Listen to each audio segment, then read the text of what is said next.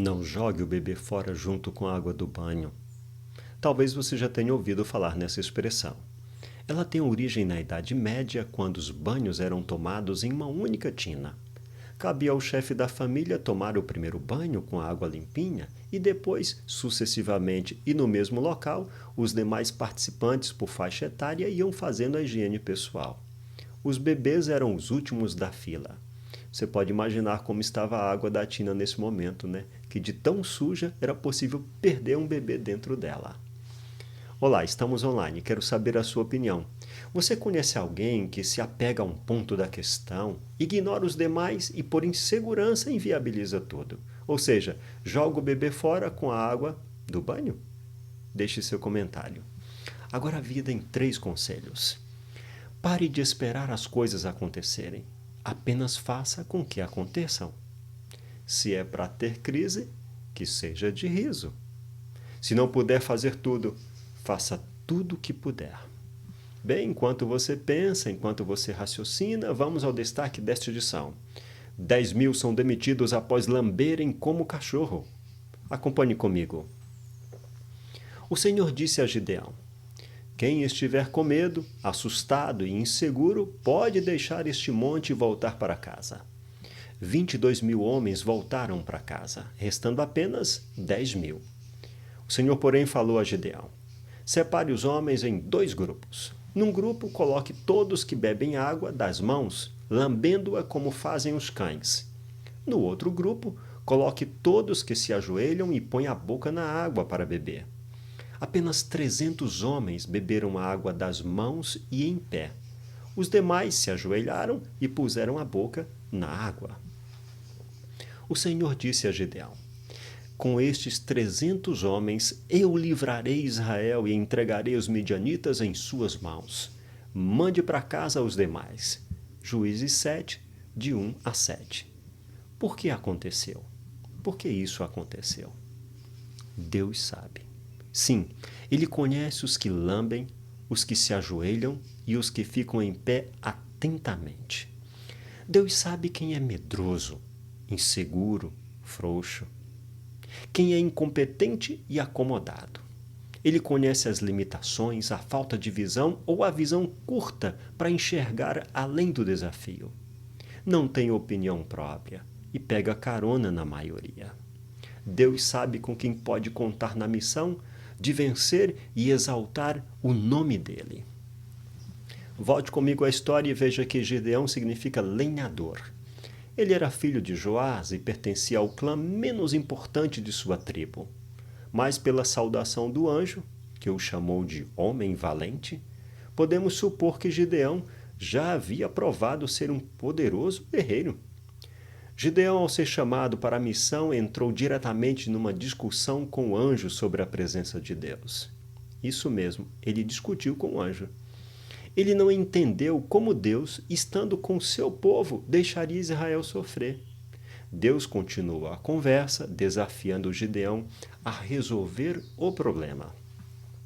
E a missão começa em casa. Uma vez que Deus chamou a atenção de Gideão, ele lhe deu a sua primeira missão: destruir os ídolos do próprio pai e fazer um altar ao Senhor no mesmo lugar. Juízes 6, 25 e 26. Gideão conseguiu alistar os homens das tribos de Manassés, Zebulon, Asser e Naftali. Então, antes de entrar na batalha, suas tropas somavam 32.000 homens. Mas, em obediência a Deus, ele as reduziu para 10.000 e, em seguida, para 300 pessoas. Gideão foi o quinto dos juízes ou libertadores apresentado em Juízes capítulos 6, 7 e 8. Gideão conduziu seu exército de 32.000 israelitas para o campo de conflito contra 135.000 midianitas. Sua desvantagem militar era de 4 contra 1.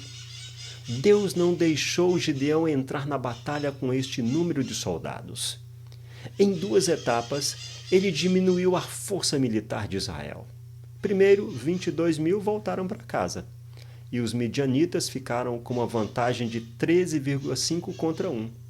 Na segunda etapa, Deus mandou embora mais 9.700 israelitas, deixando Gideão com apenas 300 soldados.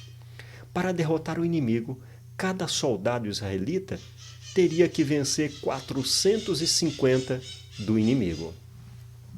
Ao enfrentar uma situação em que havia 4 soldados do inimigo para cada um deles, o exército de Israel se preparou para a batalha. Depois, com mais de 13 soldados inimigos para cada guerreiro israelita, Deus disse que ainda eram demais. Ele deu ordem a Gideão para dispensar 9.700 dos soldados que restaram. Agora a diferença era mais amedrontadora, 450 a 1.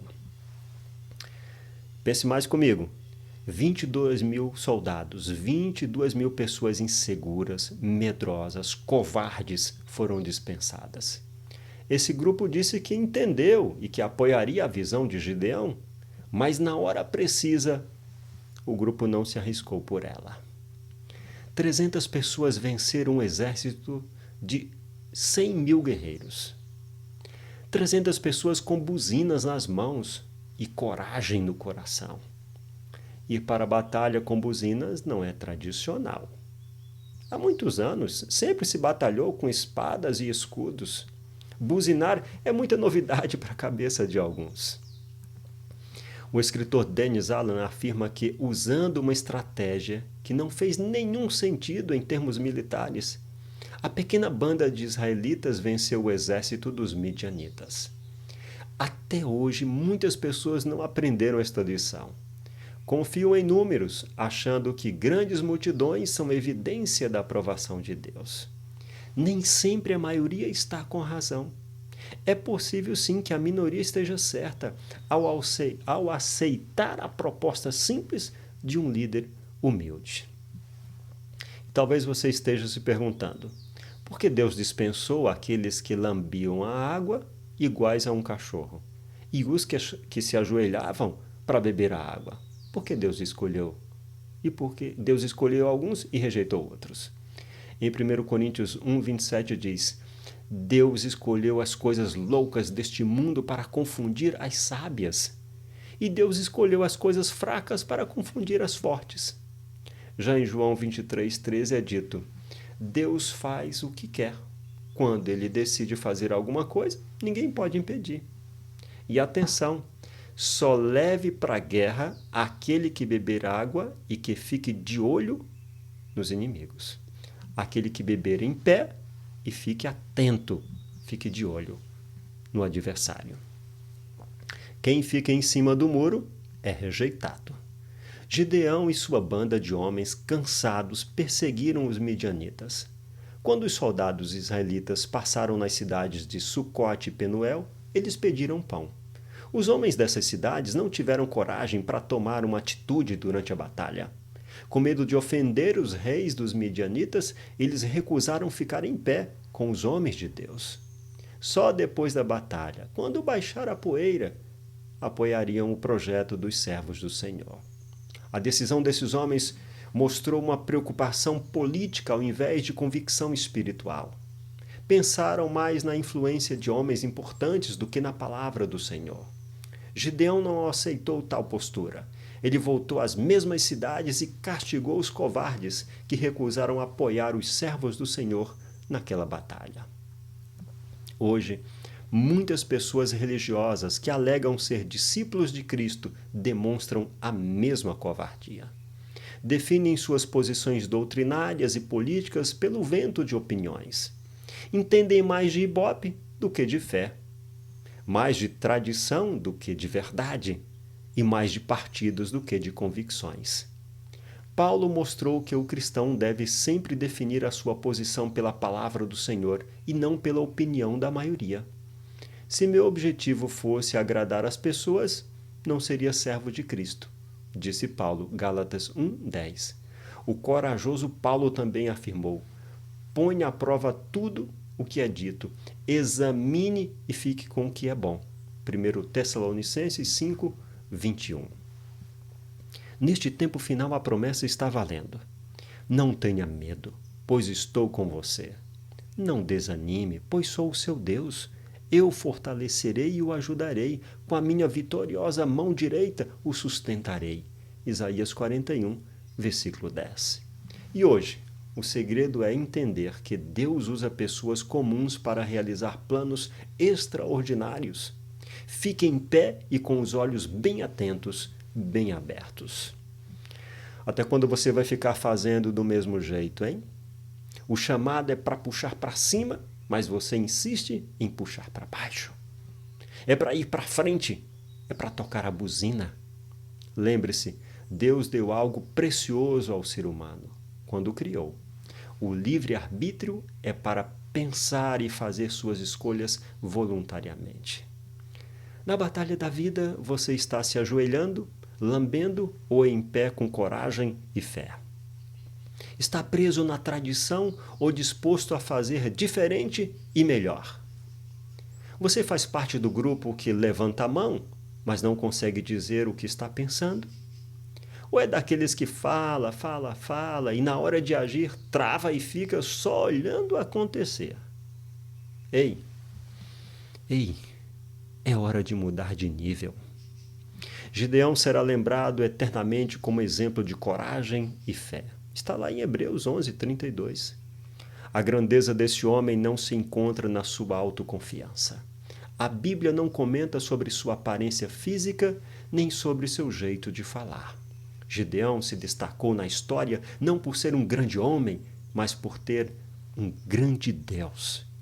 Deus é capaz de transformar os fracos, os tímidos e os abatidos para dar grandes vitórias ao seu povo. Bem, terminamos aqui esta edição. Eu sou J. Washington e lembre-se da promessa presente dada pelo Criador. Estou prestes a realizar algo novo. Vejam, já comecei. Não percebem?